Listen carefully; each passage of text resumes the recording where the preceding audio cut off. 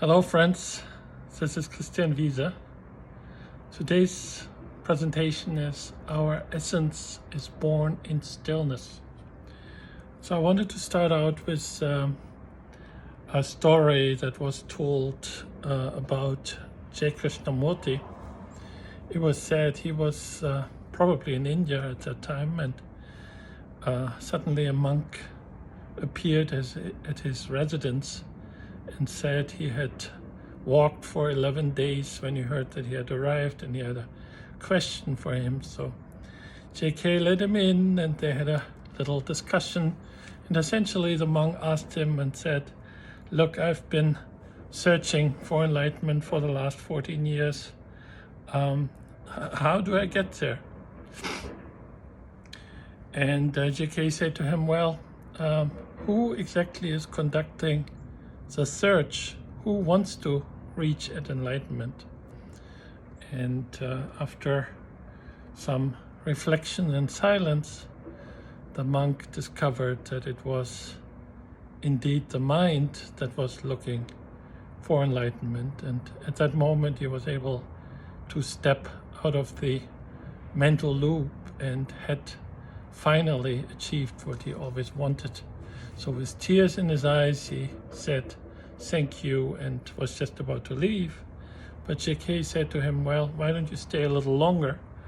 So they sat down, and after a short while, the monk said, well, can I ask one more question? And he asked, how exactly do I stay in that state of liberation?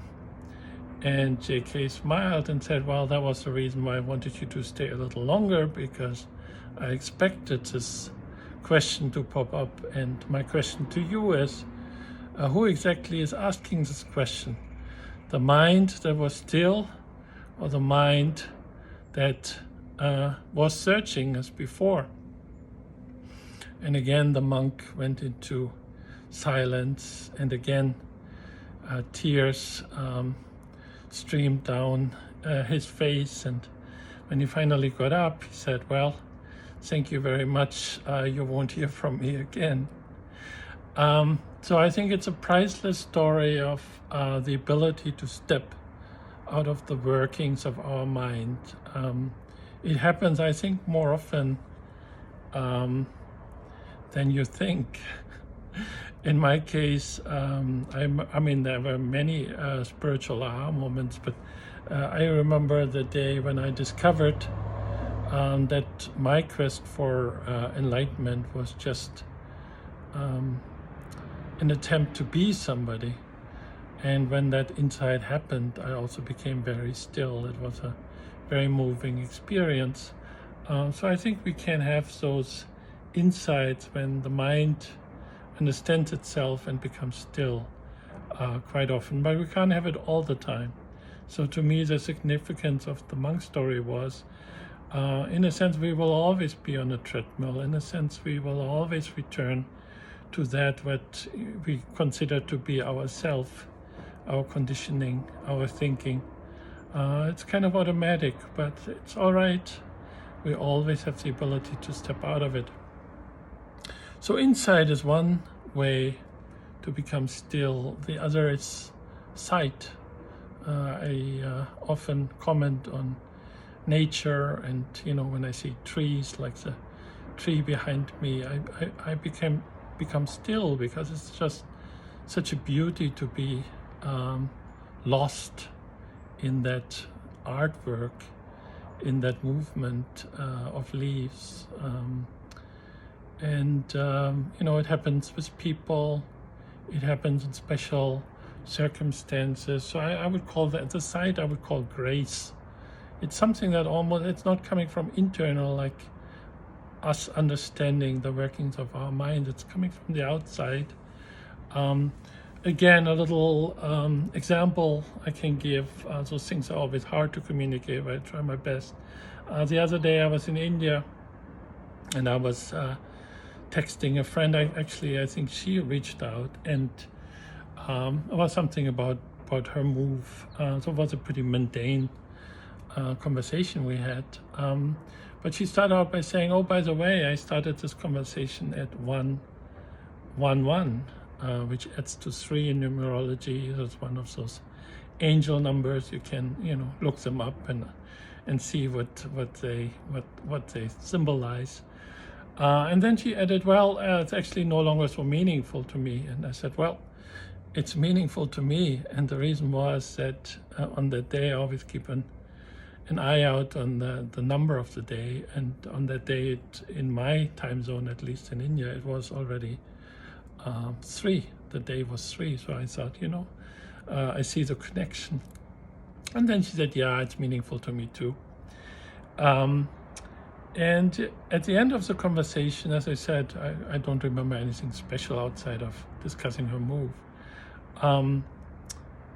I stopped the conversation and went back to my computer to resume my work, and guess what? It was in my time zone 1111, which often is symbolized as wholeness, a pregnant spiritual moment. That is, to me at least, the meaning of 1111. And also in numerology, if you were to add those 3 numbers, the 3 and the 4, you end up with 7, which is a symbol of completion. So, in my language, there was really a lot of meaning attached to an otherwise pretty normal conversation. And once again, there was that state of awe, that state of connectedness, that state of oneness. So once again, I would say we can have that all the time. And what we also can have is just silent moments. They happen often to me. So there is no understanding of the mind. There is no being wowed by the external environment. It's just silence. And I have that often, and there are no thoughts. And it's not because I'm so spiritual. It's just happened. And I actually think it happens to a lot of people. It's just they do not assign any meaning to it. In any case, they probably call it a little mundane, but that's just an interpretation. So the favorite quote of the Bible is, be still and know I am that I am, or alternatively, be still and know I am God.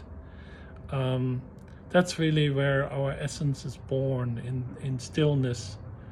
And I do think if you play that monitoring game where you say, well, I'm not my thoughts, I'm not my feelings, I monitor them.